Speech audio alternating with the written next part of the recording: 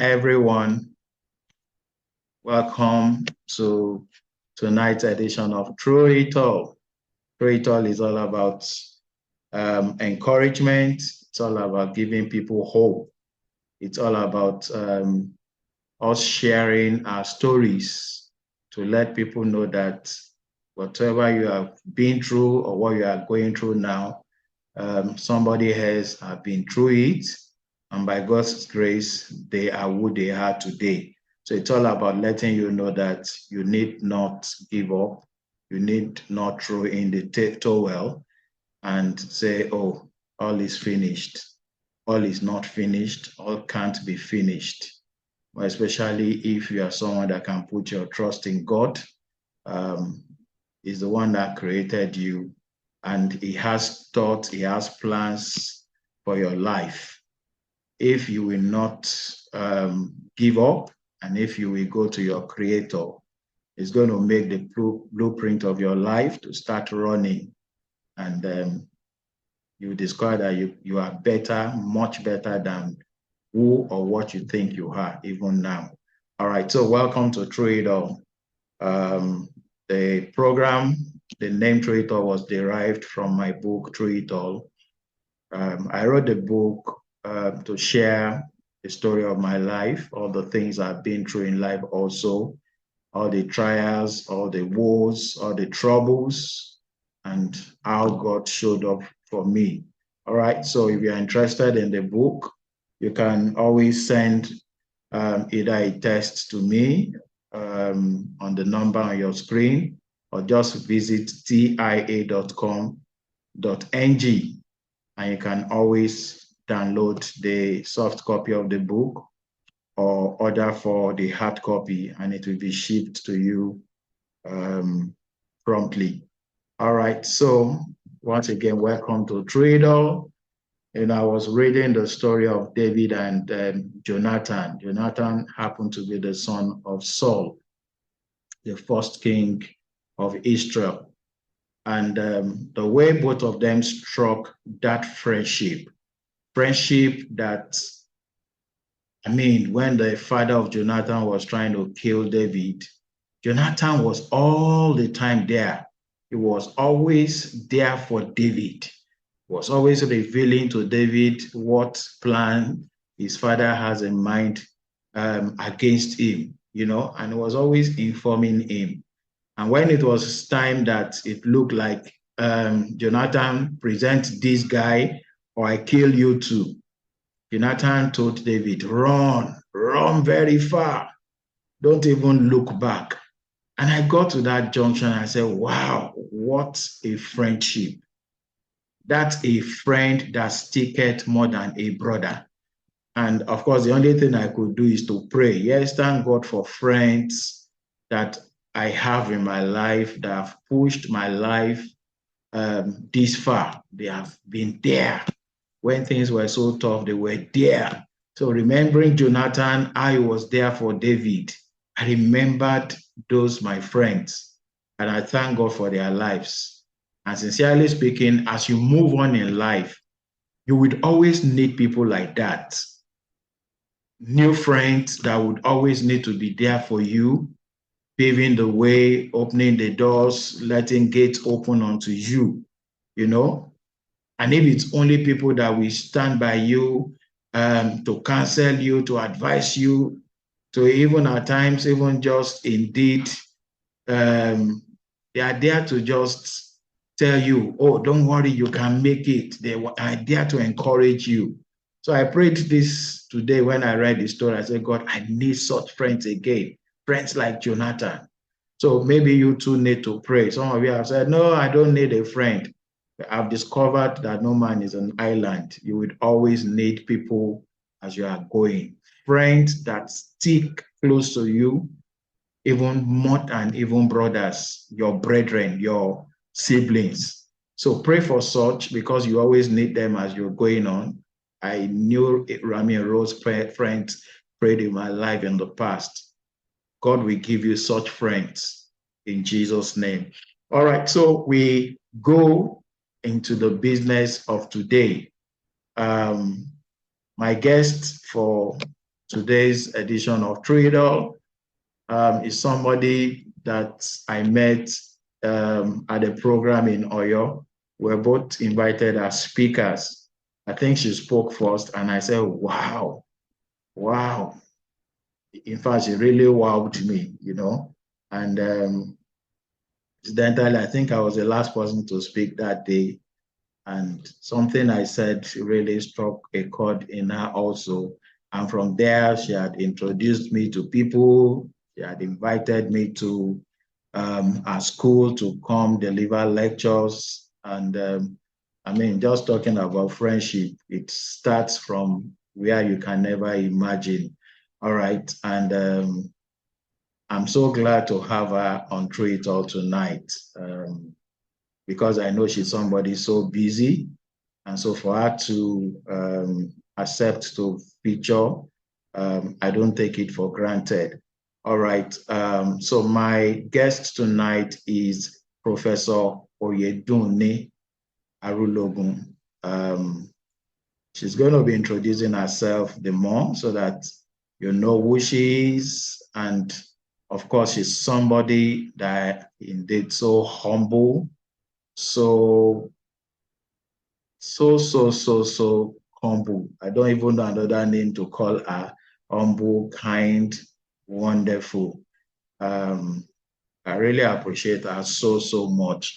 Professor Arulogun, good evening, ma. How are you today? Good evening, sir. I'm fine, and thank you for inviting me to your program. The pleasure is mine. The pleasure is mine, ma. The pleasure is mine. Thank you so much for agreeing to feature on Through It All. You know, she asked me, she said she thought Through It All is for big people.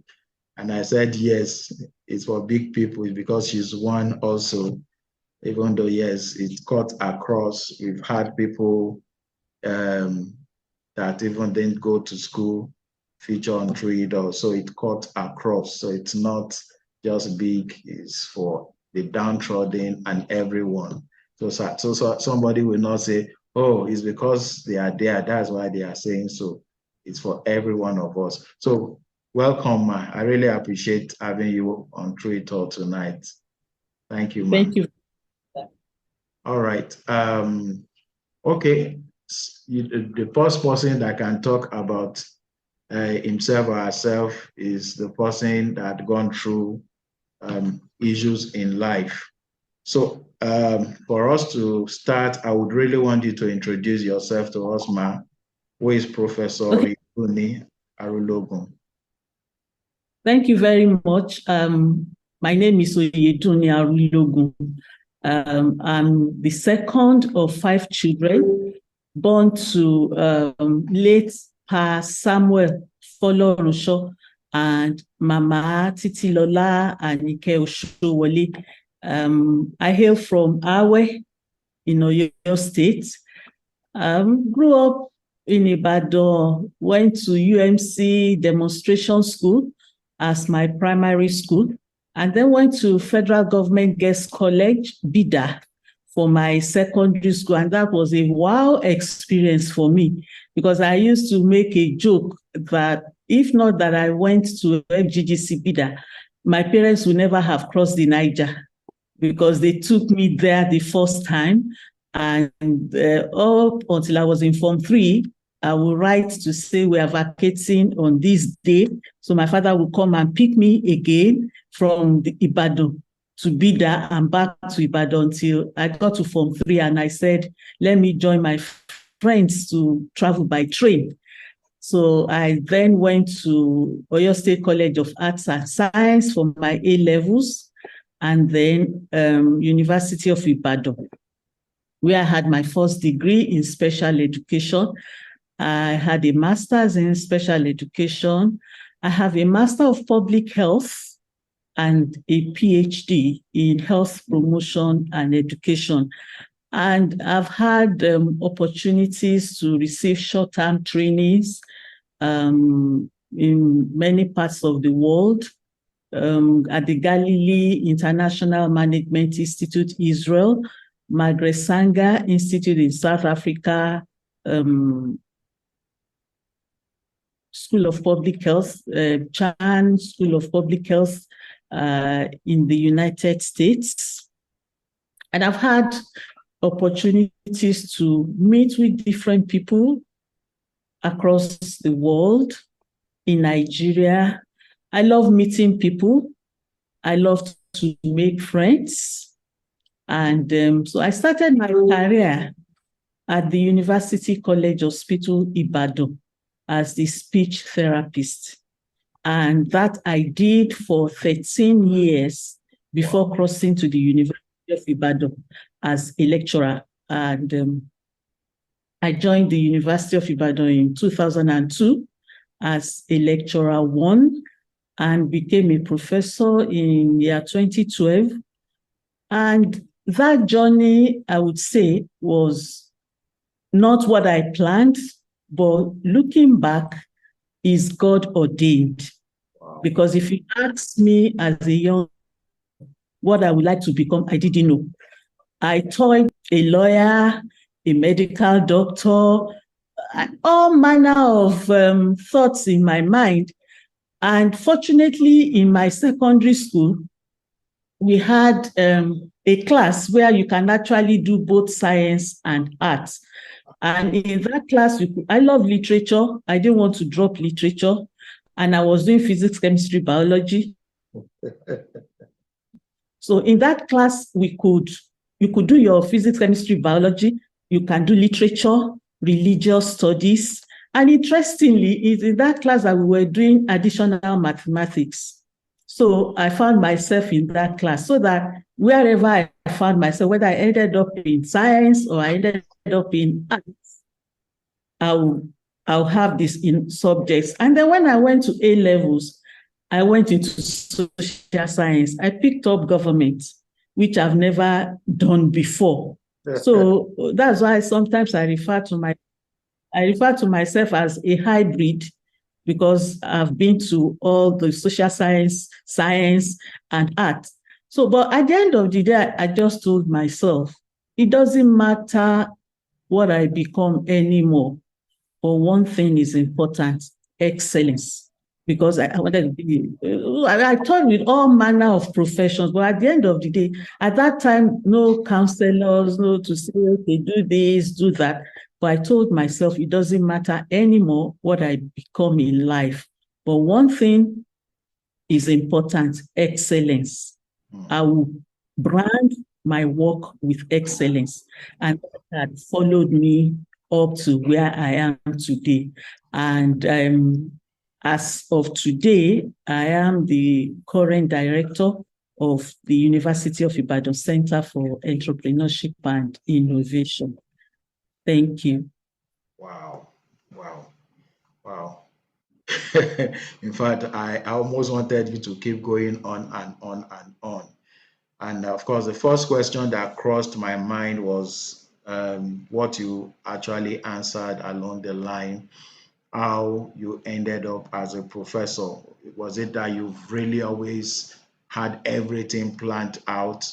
But of course, you just mentioned it that you really had a lot of things coming into your mind, and then until you settled for the field you are now. Thank you so much for that detailed introduction. All right, so when I see professors, I just wonder, I say, so how did they get here?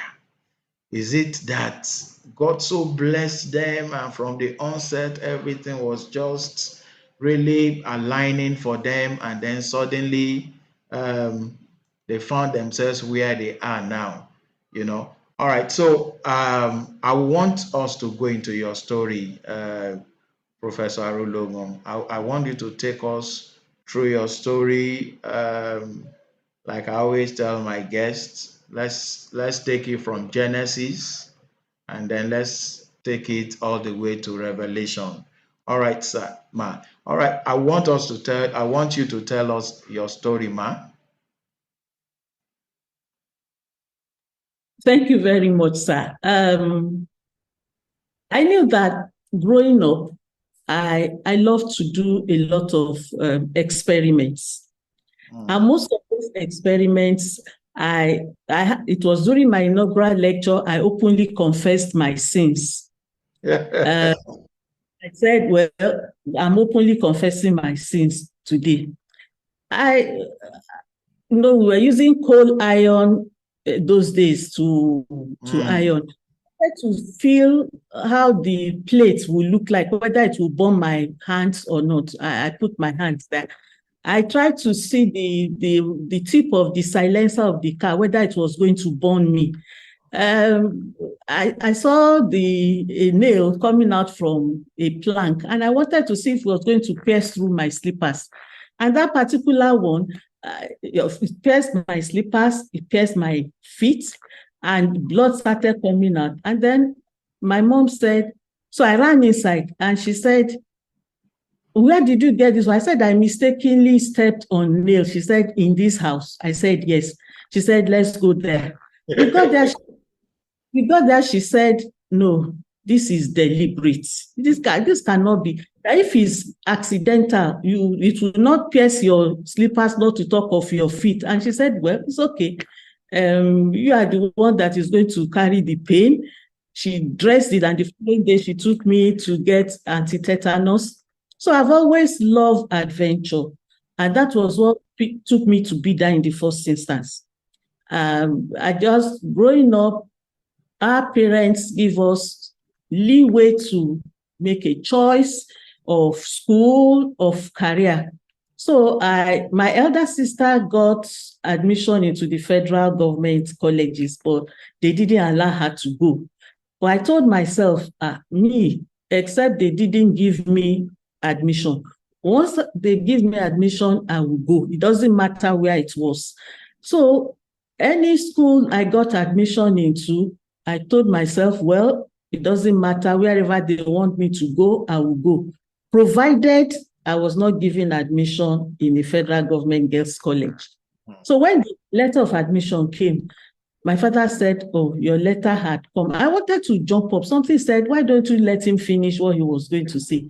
Then he said, well, you are not going to go because, I said, why? He said, because he's far. The place is called Bida. They've never been there before. They don't know anybody, and I was not going to go. I said, but that's where I wanted to go. I didn't remember what I said.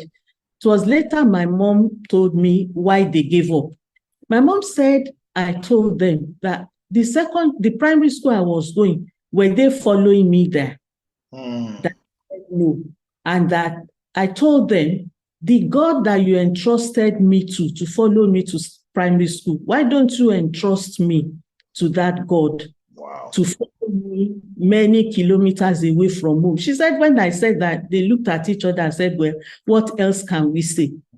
And then she did something again. She rolled 3 towns in paper for us to do balloting. The 3 places I've been given admission. I was given admission at Baptist High School, Ede, St. Anne's, Ibadan, and Bida. So she rolled Ibadan, Ede, and Bida in paper, called myself and my 2 younger siblings to come and pick. And lo and behold, I picked Bida. She said, you and this your Bida. So that was how I ended up in Bida. So that gave me opportunity to see another part of Nigeria. So from early in child, I related with people from different parts of the country. I saw the beauty in other cultures. I had friends from the north, from the east. So it was great fun for me going there. And so I still keep some of my good friends are friends that I made while I was in Bida. So that was how my Bida journey went. And so, I mean, we did all manner of, we would go and climb tree, we would do many things, naughty things. And we had a fantastic principal. In those days, federal government colleges, we had a Briton as your principal. First principal was a Briton, vice principal was an Egyptian, Mr. Kalek. Then we time went on, we had Nigerian principal, and we had this principal. She was a phenomenon, Miss Shodeinde, fantastic woman. We were afraid of her, but she taught us values of life. In fact, we used to say she has two voices. At some time, the voices would be pretty. At some other time, the voices would be something else. And she would tell us, she would come in the middle of the night to come and check us in the hostel. And she would say, you are girls, how can you sleep without your nightgown on? Supposing there was danger, you would have forgotten you didn't wear anything. You would just run out like that. And she would ensure we were all at the prep. And she gave us 3 things. And she ensured that those things were written on our classes. And up till today, those things ring in our head. The first thing is that manners maketh man.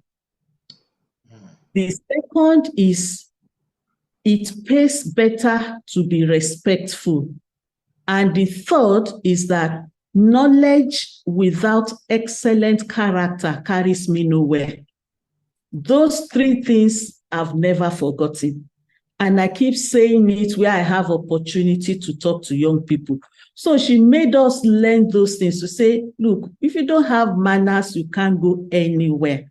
So she was a fantastic woman. She makes fun. She also makes fun. During WAEC, she will open every mail and she will tell you, no, I'm not interested in reading your boyfriend's letters, but I don't want you to bring expo to my school. But when she reads letter written by a boyfriend, she will be calling the name of the boyfriend on the assembly. She will be saying, Brother Joe, a very fantastic woman. So she molded us. In fact, there was a day we also played pranks on her. There was a day she said she was going to suspend us because we misbehaved. And at that time, coming to school, federal government will give us transport money. And when we are going home, they will give us transport money. And the transport money is by the address you wrote when you came in. So many people wrote that they go to Maiduguri. And in those days, Maiduguri people were getting the highest amount of money, 23 naira. That was a lot of money. Those of us coming to Ibadan, they gave us 6 naira. That was a lot of money. Those going to Lagos got 8 naira. So fantastic time. So we then packed our load and said we were even ready to go home. And then we demanded for transport money from her. That after all, federal government would give us money to go home anyway. And that was the end of the story. That was the end of the story. So she ensured that there was no expo during WAEC. Because she did zoology, she herself will come and teach. When WAEC is coming, she will teach biology. So we had this fantastic principal. And so later in years when I met her, she was so excited. She even gave me money. And I said, Ma, I'm the one supposed to give you money. She said, no. And this is how I love to see my girls. I love to see you doing well. And recently, I think 2 years ago, thereabout, some of us fished her out from where she lives, took pictures with her, and we had fond memories of her. So she shaped our future. Then I went on to HSC. I met different set of friends at the HSC level. I took up a new course, government I've never done before. But in all of that, God is faithful. Wow. And when I said God just ordered my footsteps, while I was preparing to enter the university, the first time I didn't make enough points in my A levels, and I had to go back. And so I tell people, if I don't tell you I have failed before, you won't know. Failure is part of life. So I had to go and take my A levels. And during that time, I saw another person I could look up to as a mentor, one of our lecturers who taught us unseen poetry. In unseen poetry, you read the poem, you are supposed to factor in the picture. Yeah. And so this man at that time was a Mr. Da Silva. He would pick his chalk and draw what the poem was saying. And I would sit down there and say, if I ever become a teacher, I would ensure that the way I have enjoyed Mr. Da Silva's class, my students will enjoy me. So eventually, when I met him in UI as a professor, I went to meet him. I said, sir, you taught me in A-levels, and this is the impact you made on my life. So now where the divine guide, is divine guide that took me there and brought me back. And that divine guidance continued when I was to come into the university. Even after taking the A-levels, I wanted to do English single honors. But if you asked me then what I was going to do with it, I don't know. I just loved English. So I didn't have enough points for English. So I needed to write a letter of change of course. At that time, there were no telephones, nothing. So, and I went all alone to the University of Ibadan campus. Nobody followed me. And I needed to write a change of course at the spur of the moment. And so they gave me 3 options, that either I change to guidance and counseling, or adult education, or physical and health education. And on the spur of the moment, based on my thinking as a young girl, I said, I can't teach adults. So that is my own interpretation of adult education. I didn't know in adult education you have international relations, social work. I didn't. But just by the name adult education, I can't teach adults. So I knocked that out. Physical and health education, I said, I can't be doing jumpology. I cannot be doing jumpology. So I was left with special education. I couldn't knock it out because I've never had it before. I didn't know what it was all about. And I wanted to just come into the university. So I wrote a change that I'm changing to special education. And I was told that if after first year, if I still wanted to change back, I could. So I got home and I told my mom, well, they said my point cannot enter English or guidance and counseling, and I've written change of course for special education. By the way, she was a teacher. Okay. So she said she wasn't going to discourage me. That one of her teachers went to read special education. That when he was going, all of them were saying, so you didn't even see any course, just this special education. But that the man is now an inspector in the ministry. All of them that are saying he's doing special education are still in the classroom. So she said she was not going to discourage me. So I started special education. And when I started, I saw that there were specialties. And I told myself, it is this particular specialty or nothing. And that was speech pathology and audiology. And I asked, what will it take for me to specialize? I said, oh, you need to score 70, you need to do this. I said, fine, if that is all, but it is this specialty or nothing. And so that was how I specialized in speech pathology and audiology. Wow. That was what made me get my first job as a speech therapist. Why did I insist? Why did I change to special education? I didn't know, but I knew God was ordering my footsteps. Why didn't I change back? I just fell in love with that specialty. And I remember one of my uncle's friends, when my uncle said, oh, she just gained admission into the university and in special education. And the man looked at me and said, so that it was bad enough that that I wanted to go in for education, but worse still, I didn't even see any other aspect of education, special education. And he started demonstrating to me that all I'll be left with was to use sign language, and that there's only one place I can get job in Nigeria, and that place was Federal College of Education, Special Oyo. And as a person, I don't like people to, I don't look down on people, and I don't want people to look down on me. And I didn't know what was in the future for me. But I just told him, oh, Uncle, you know what? I'm going to get one of the best jobs, and I will come back to tell you. I didn't know what I was saying. But I said that because I said, why would you look down on me now? Because I went to do education. Why are you looking down on me? And I told him, I said, Uncle, you know what? I'm going to get one of the best jobs, and I'll come back to tell you. I didn't have to teach in Federal College of Education, or where we met. Yes. But I have gone back there as a facilitator for one program or the other. Wow. But that special education that he said I didn't find it, I have met people from all walks of life because of the virtue that I was a speech therapist at that time. And I had touched more lives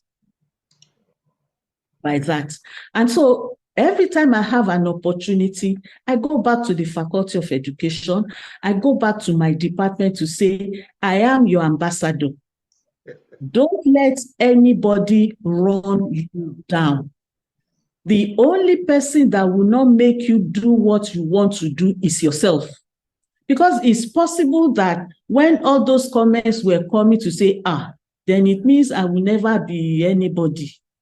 But I took that as a challenge to say, I will prove to you that the fact that I have a degree in education, I am not a second-class citizen. So I go back as often as I have the opportunity to say, if you are downcast, remember somebody called Anarolugo, who had passed through this place before.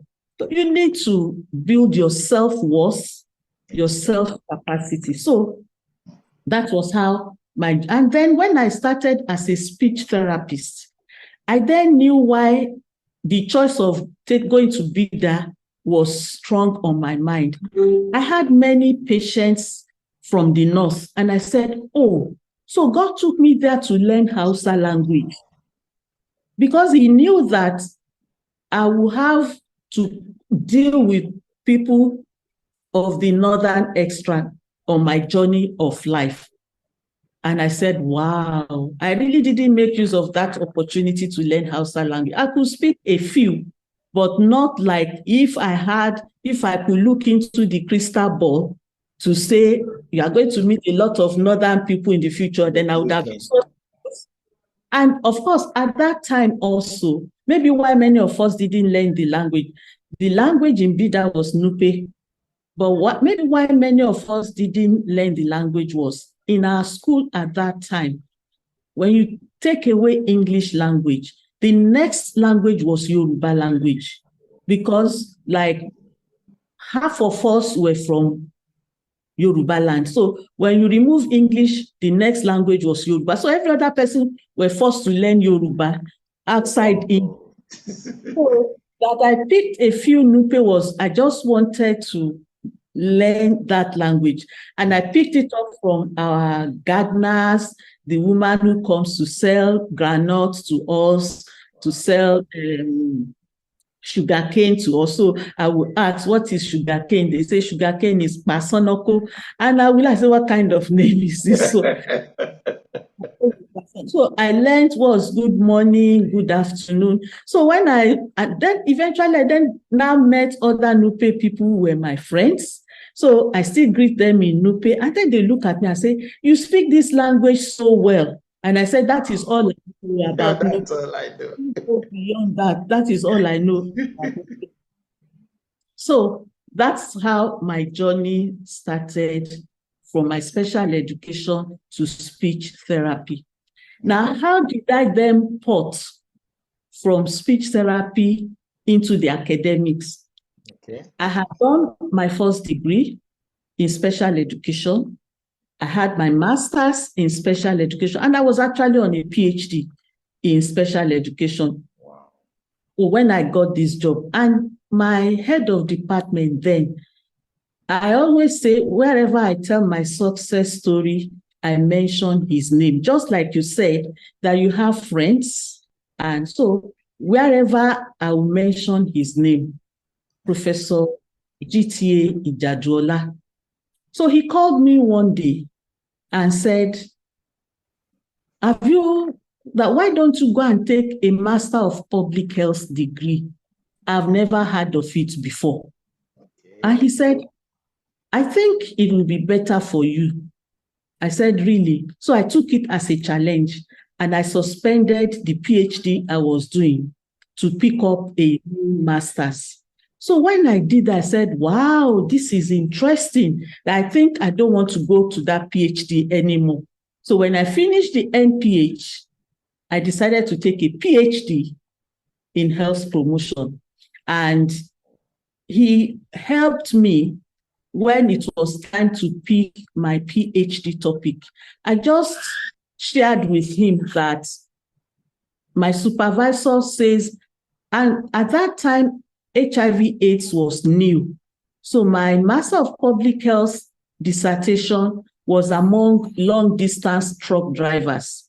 I found their perception of vulnerability to HIV and their attitude towards condom use. So, and I didn't want to deviate too much because I didn't want to spend the whole time doing a PhD. So I said, let me stay in a familiar terrain. And because during PhD, you need to do an intervention. So I said, okay, HIV is new. Let me work among nurses and doctors to look at their knowledge and then do an intervention. But I knew that as I was thinking about it, I knew I might face some roadblocks. And I just discussed with my head of department, Professor Ijaduola. I said, sir, I'm having issues with choosing a topic. He said, hey, so what's the topic? I told him. He looked at me and said, he said, which doctor, that you are not a medic, which doctor will come and sit under you for you to teach them about HIV? He said, look, your project is dead on arrival. He then said, but you have two fields of specialization. You have special education, you have public health. So why don't you look at the two together for your PhD? It didn't occur to me. Me, that I'm the owner of the two specialties, I didn't think about it. I know you want to still stay with HIV. Why don't you look at HIV among the deaf people that they can't hear? Do they even know what everybody is talking about? So I picked up that challenge.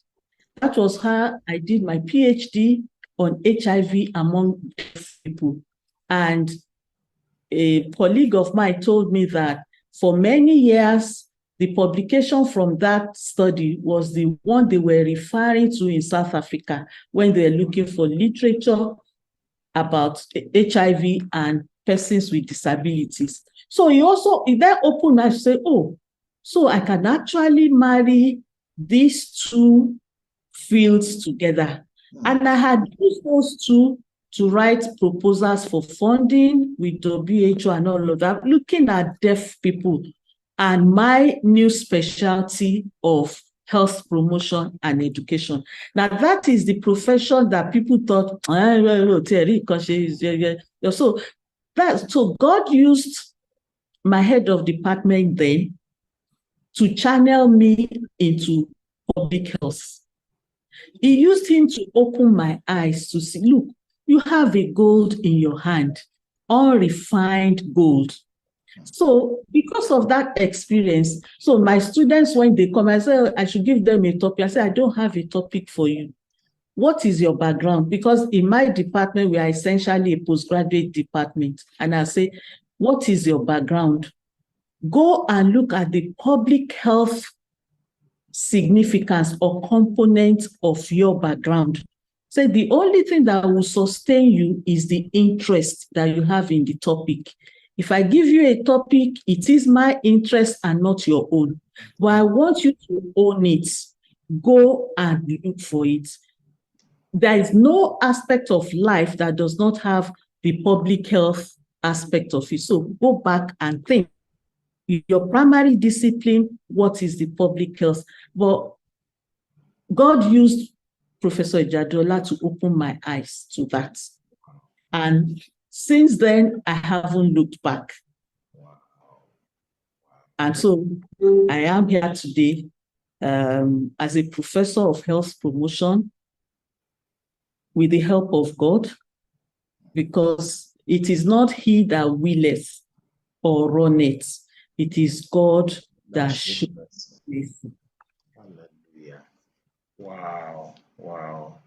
You know, you've said many things that have really hit me, more especially those 3 lessons learned from your principal. You know, manner maketh a man, and pay better, Respect. better, I mean, to respect, and then manner without That excellent character excellence. carries me nowhere. Wow. You know, when I saw the respect thing, I said, oh, okay, now I know where you picked that from. You know, the way you respect everybody, no matter who they are. Wow. And it just shows that, I mean, everything as parents, as people that have mentors or whatever, the things we say, the things we do, we don't know how far it's going to impact their lives. Because I saw that in those 3 lessons. And of course, your lecturer that also was not that the way he taught poems, bringing it alive, impacting you to say, I will always teach my students in a way they will understand. Wow. I mean, it's just a way for anyone doing that, have people you are mentoring or people you are teaching things. You need to pay attention to that, because you're still referring to these things years after, I mean, those things happened to you. I just cut it short. There are 3 of my lecturers that made an impact on me like that. The first person I mentioned was in A levels. Now, when I got into UI education, I still had English as my teaching subject.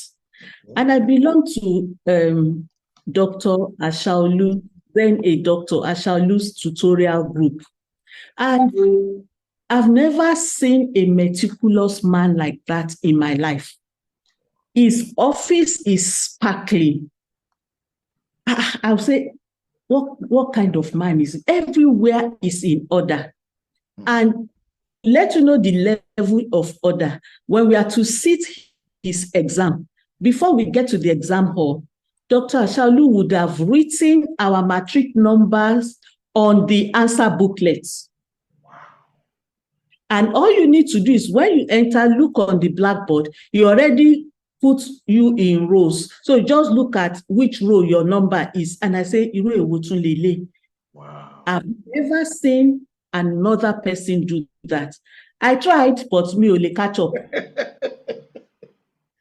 But at least I know that when people enter my office, they say, wow, that was an impact.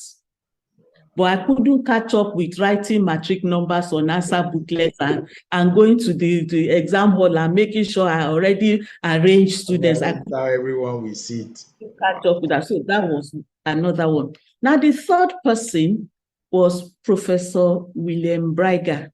He's an American. Okay. He was in Nigeria then. He was a lecturer. And at that time, he was still doing his PhD when I was there for my Master of Public Health. So he traveled back to the US to finish his PhD. And he gave us an assignment. And he went through the assignments and posted the assignments one by one to everybody from the US. I say, another one to Lele you. I kept my own envelope with the stamp to say, this is another dimension. He had the choice of putting everything in one envelope. There was no email there, nothing. He had the choice to put all our assignments in an envelope and mail it. But he posted it individually. And I said, this one is another one. Those three people, if there's anything I do today that my students are saying, oh, this person is different, these three people have real impact on my life. Coupled with the fact that there were values I got from my mom as a teacher, growing up, seeing how committed she was to her duties, to the values I got from my dad. My dad was a civil servant. He retired as the chief inspector of taxes in Oyo State when he retired in 1983. And I saw integrity. I saw honesty. We didn't have money, but I could beat my chest and say, I am the daughter of somebody. And even now, it's 23 years now that he's dead. Sometimes I just mention my maiden name, Oshowole, and people say, are you related to this person? I say, it's my father. Doors just open onto me. And I then told myself, I don't have a choice but to keep this good name. If years after this man is gone, his name is still opening doors for me. Wow. It is my responsibility to keep that name. And the name I'm bearing now to also keep the name, so that the virtues, the values that I got, I should also pass it down to the coming generation. Wow, wow. In fact, this is a big lesson on its own. You know, as you were saying it, I remembered one of my lecturers in school then, Professor Lawi. You know, when Prof for the maybe 45 minutes lecture, it will lecture you for like 20, 25 minutes. The remaining minutes is telling us about life. It's telling us about future. It's telling us about what you can do with the course. It's telling us, and it does this almost, on a very regular basis. There's nothing I become now that I won't remember him. And you see, just like we were trying to do, I actually learned that from him, that even when you teach people, bring the practical side of it.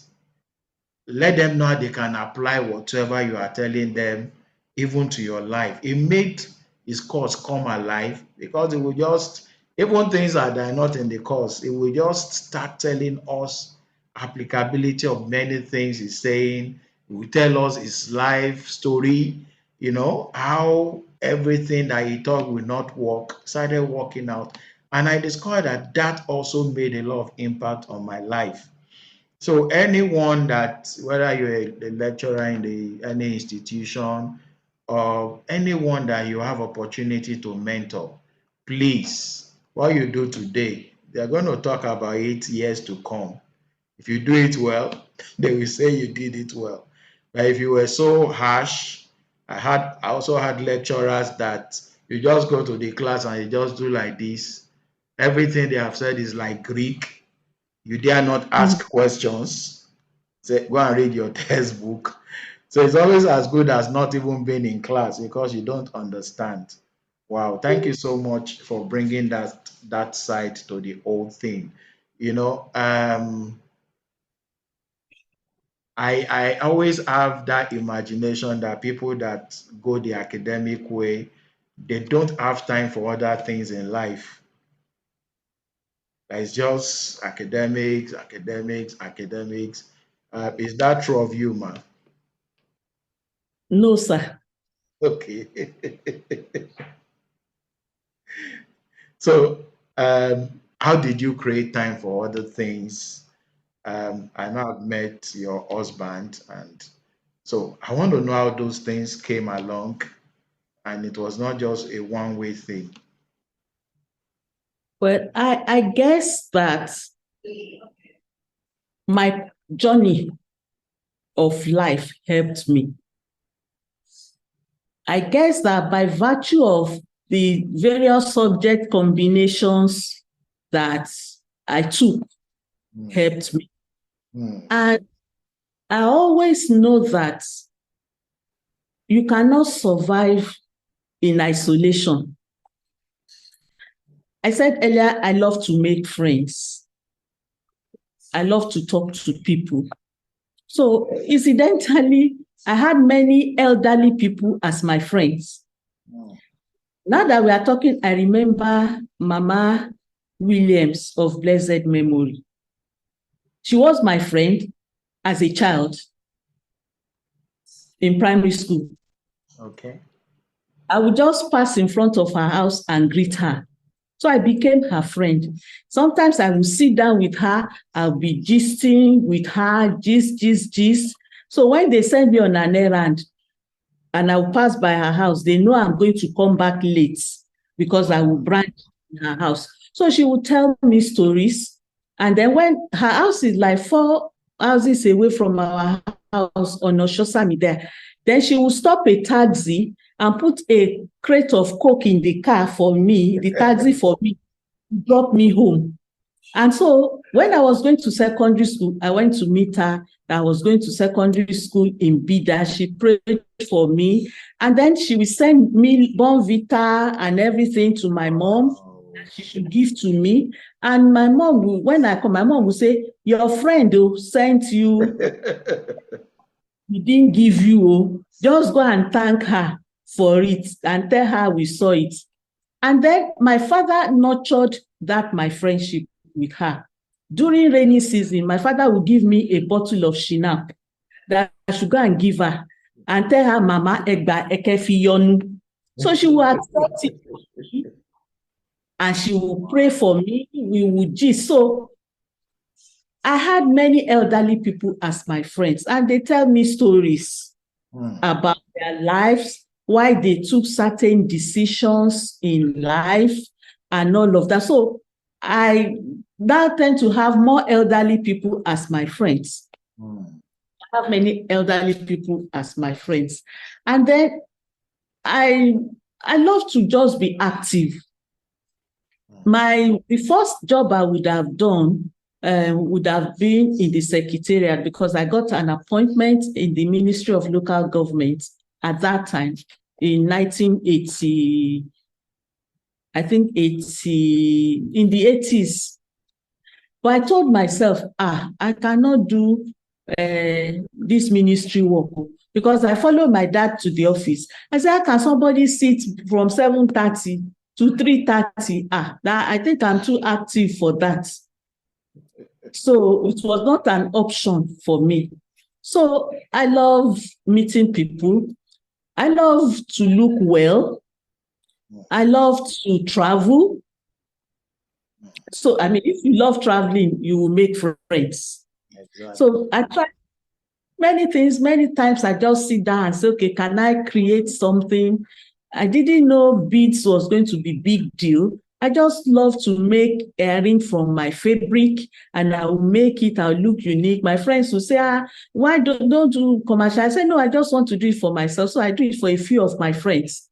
So I think by virtue of how I had journeyed in life, made it possible for me not to just focus on academia alone. I mean, growing up in the University of Ibadan, every drama, every arts performance, I'm always at the arts theater because I love to watch it live. I was always at the arts theater. So I think I just love to meet people. I just love to make friends and come to realize that learning goes beyond the 4 walls of the classroom. We learn more by interaction. And one day, an economist told us what we were doing. He said it was social capital. Professor Adedoyin Shoyibo, we met at one engagement story, and he said, social capital is social capital. All of us were wondering what he meant by social capital. He said, there is social capital that we are dropping into that bank, and that if you don't put anything there, you are not going to be able to draw out anything. So it was later in life, going through management courses, I then come to learn about emotional bank. So it depends on what to drop in. So if you don't have any savings there, you are not going to be able to draw out anything from it. So I learned that people are your strengths. I learned very young in life that you make friends. Our parents encourage it. They say we are not afraid to take our friends home. In fact, there are many people that we've never even seen before. We just say, we saw this person stranded on the road, and we bring the person. The person will sleep in our house. The following day, daddy will carry the person to motor park, and we will never see that person again. So we were brought up to be open, to be hospitable. And then my mom will tell us stories about Abraham and Sarah, that because he was hospitable, he entertained angels without knowing that they were angels, so that you never know who the angel God will send to you. In fact, not talking about it, where the office I'm occupying now, that's the Center for Entrepreneurship and Innovation. When I assumed office, I didn't like what I found on ground. And I jokingly told people working with me, I said, I'm sorry, I can't sit here. They didn't understand what I was saying until they got to my personal office. I said, oh, director, we now understand what you are saying when you say you can't sit in this place. And I said, so how are we going to revamp our infrastructure? I said, okay, let's look into our files. Let's write to friends of the center. So I began writing to friends of the center. I say, come to Macedonia to help. But you see, the greatest help we got was from somebody that if I didn't relate, we may never have gotten that. The person that gave us the greatest link of funding that we got was a young man, a 30-something-year-old man, young man. I went to the main campus. There was a program there, and I was invited. So I got there and I said, how can this kind of place be on campus and my center is not aware? We are not supposed to be running in silos. So I asked, who is in charge of this place? He told me he was in charge. Okay. So we exchanged numbers. So once in a while, I just say, hi, how are you? And that was it. Nothing more than that. Only for him to give me a call one day and said, Ma, if you see 50 million naira, what will you do with it? It was like a dream, 50 million naira. So I took a deep breath and I said, okay. So I said, where are you now? I thought he was still in that outfit. I didn't know the guy was in Abuja at that time.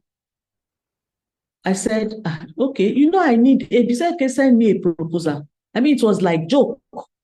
And I told my people, I said, I don't know, somebody called me. I don't know whether it's real. Let us work together. So we're working all day, all night. And in 2 weeks, he called me and said, have you checked your mail? The letter of award was there. Now, imagine if I looked down on him to say, what has he got to offer? Maybe the beautiful outfit you saw when you came to give that lecture may never have existed, because that was the money we used in putting that place. So I learned that it doesn't matter how small the person is, everybody has a value. Everybody has something to offer. And great solutions come from people we never think about. Exactly.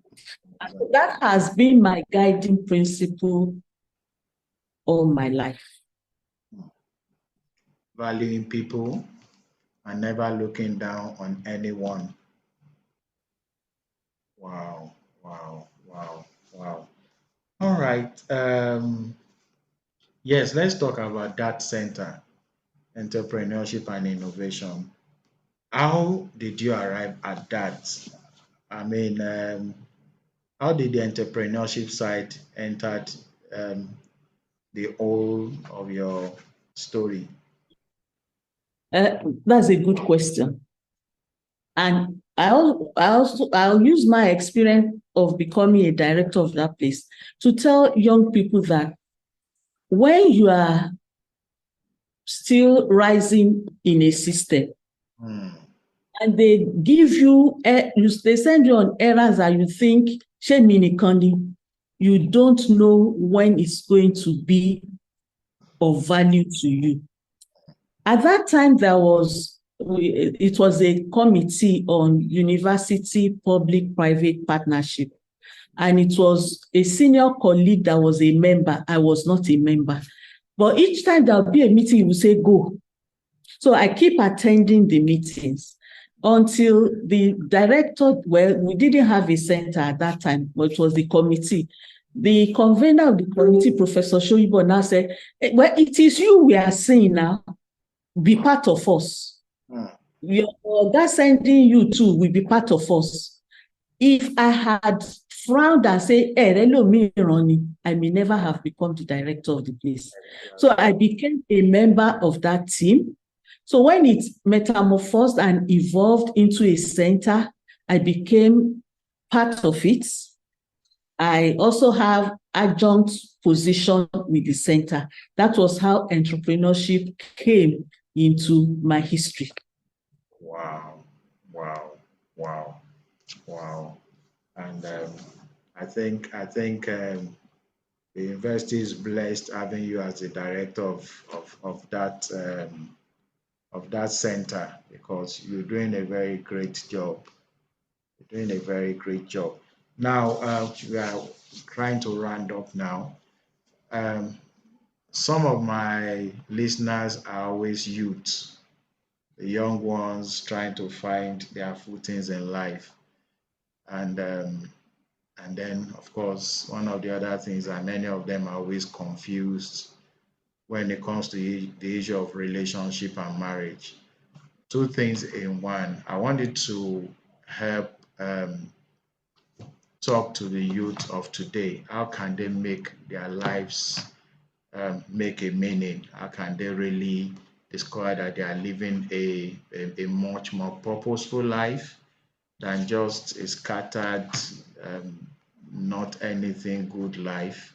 And then the other one is the issue of how you met your husband and how everything flowed into what it is today.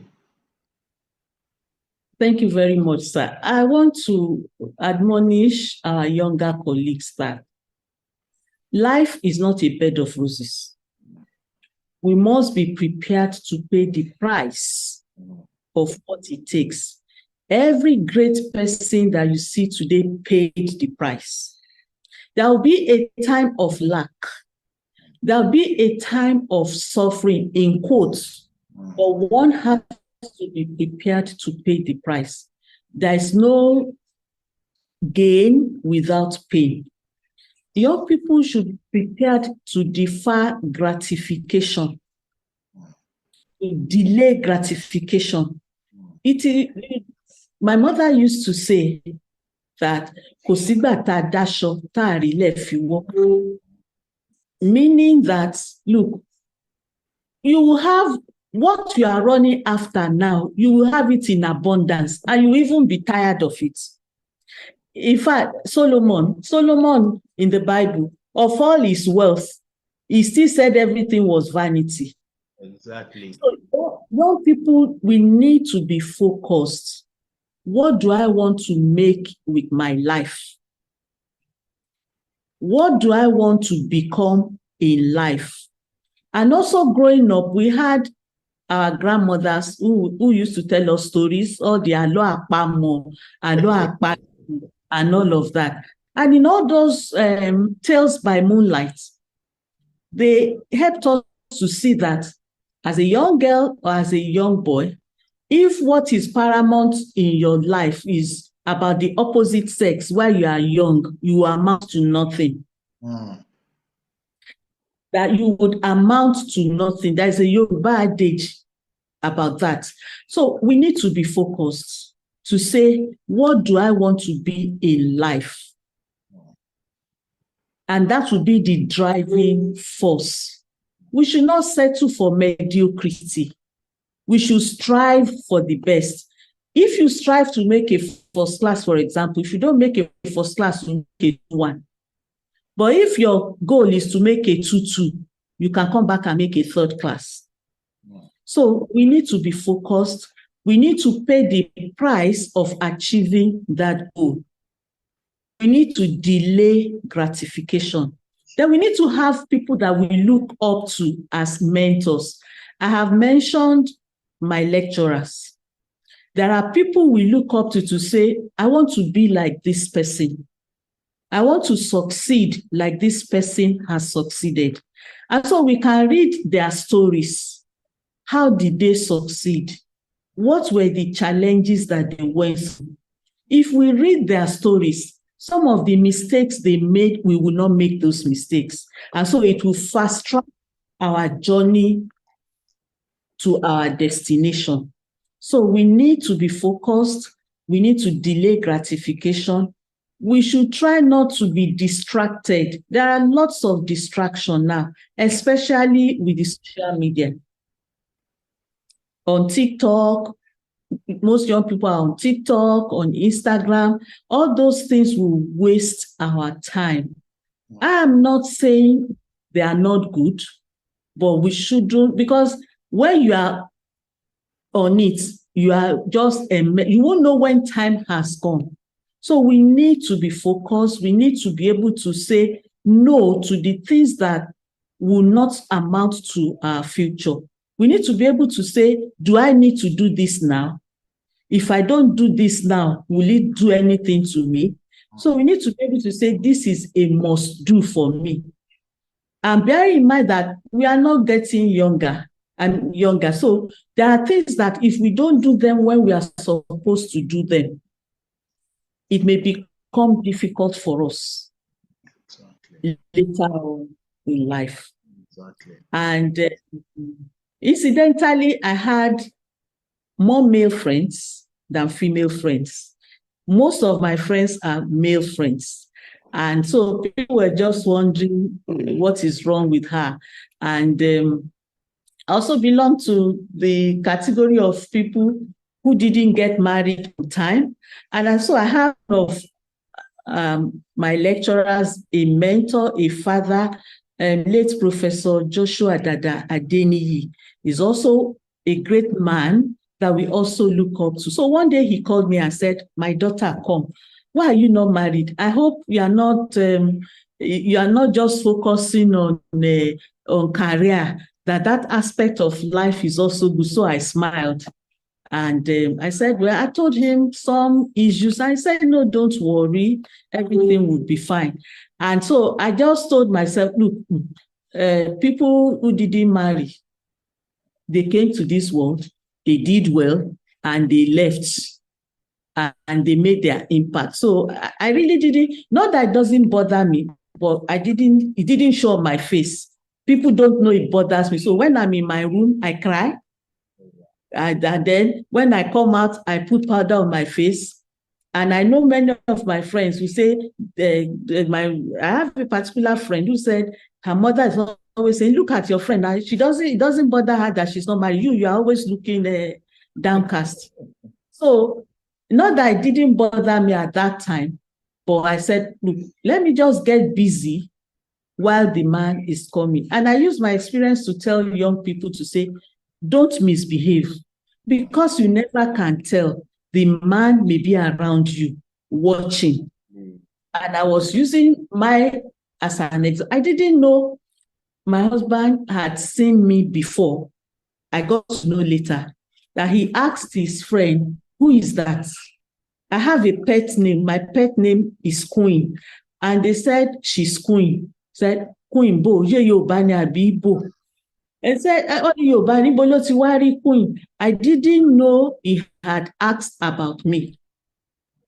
Then I traveled to Abuja one day and came on the same flight with his friend.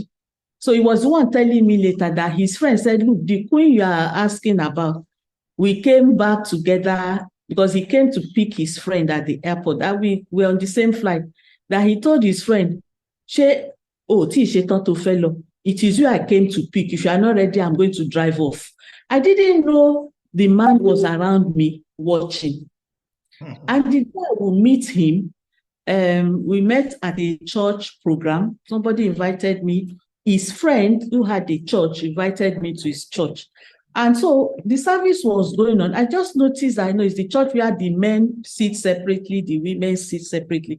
I just noticed that somebody had joined the male side that was not there when the service started.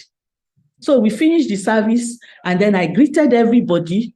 And he said, he just came and said, you know, it was just because you don't know. I said, no, I'm sorry. It's not. Meanwhile, he knows me. It is I that didn't know him. You know, he's been asking questions.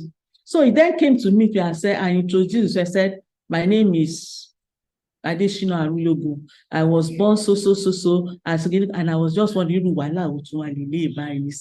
and so I just, okay, oh, my name, I'm also Oyedunni Arulogun, this and that. And then his friend now said, okay, I thought I was going to introduce you people to each other. You have already introduced yourself, and that was it. Wow. Wow. And I always love to hear the story of how people met. It may sound similar, but it's never the same. There's always that uniqueness in it. Wow. So God works in mysterious ways. Yes, because people ask me, is he? So when I said I was going to get married, people were curious. Say, is the man in the system? I said no. Is he in UCH? I said no. Is he in U? I said no. I said, I said, well, I don't know. So everybody was wondering that, because everybody thought that whoever I will marry will either be UI or UCH, but my answer has nothing to do with all those two places. And so I said, well, it is God. I don't know. But it's God that did it. It's just God. Wow. Thank you so much. Just one more last question, then I'll let you go, Ma. I know you have passion for people with special needs. I want you to help say something to them. I don't know what. Just help me say something that you always say from your heart to people with disability or people going through such things. I want to say that one of the most trustworthy friends that I have are persons with disabilities. They are a wonderful set of people. They are honest. They will tell you the way they feel. Wow. They will say it the way they feel. And you know, they pray for me. They will just send me a message, say, I just said I should pray with you. I say, Sometimes I say, they are a wonderful set of people. We are the same. The only difference is that they had a challenge one way or the other. But I always encourage them as much as I can that challenge is not a limitation. And I support them as much as I can. Some of them have some side hustles that they do with their job. I support them. I say, continue, you can do it. When I have opportunity to connect them to places, I do that because I know that they have a lot of value inside, that people don't take the patience to see those values. They are wonderful people. I want to encourage them not to look down on themselves. They should strive to bring out the best in them. I know there are issues, there are challenges to actualizing who they are. But if they come together, if they form a formidable group, they can always achieve what they want to achieve. How do I know that? Because I work closely more with those with hearing impairments. Okay. And we have worked together now for more than 15, 20 years. And I know that from my interaction with them, they have been able to do many things for themselves. They have done many health programs for themselves. They have helped themselves to identify people who have HIV among themselves, and I help link to treatments. They have done many empowerment programs for themselves. The last time they were addressing women issues, all these ideas came from them. And all we did was to let them see the potentials locked in within them and how they can bring it out. So I want to tell them they're wonderful people. They are wonderfully and fearfully made. They have value.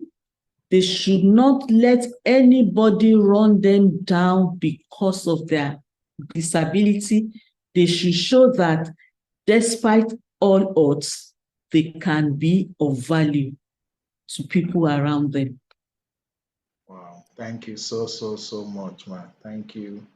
I think that was why when I shared my story at Oyo, you really could relate with it because you deal with a lot of people with disability. People don't always know I have disability until I mention it. So thank you for what you do in the midst of people with special needs. The Lord will always be your strength, man. We always lift you up in Jesus' name. And thank you so much, even for featuring on Twitter today. I've learned a lot of lessons. I've been writing like 3 pages as you were talking. I really appreciate it, man. Thank you so much. The Lord will keep doing ways for you. Amen. You can never imagine in Jesus' name. Thank you so much. Thank you. Thank you, everyone has been a part of today's edition of Trader. If you're going through any challenge, if you're going through any issue, please don't suffer silently. Feel free to get in touch with me. If I can't attend to your issue, I will direct you to someone that can really be of help. So please just send a text to me, whether on any of the social media handles, or my number is on the screen. Feel free to send your your situation to me, and I will see how the Lord can raise help for you. And of course, if you're interested in the book, visit tia.com.ng. If you're outside the country, it's on Amazon.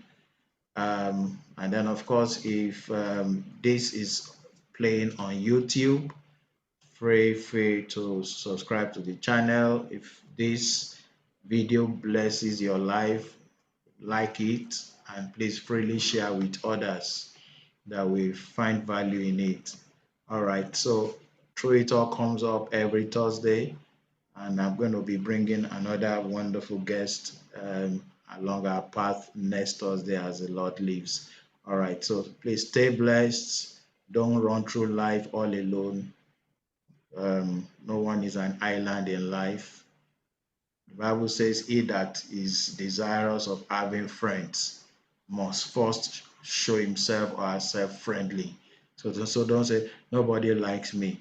If you don't like people, you'll find it difficult to get people to like you. Show yourself friendly and you'll find friends, because friends will take you very far in life. All right, so God bless you. Have a nice evening, and it will always be your strength. And of course, the greatest friend that you can ever find in life is Jesus himself. There's no other friend like that wonderful Jesus. No, not one. Have a great evening, and God bless you. Bye.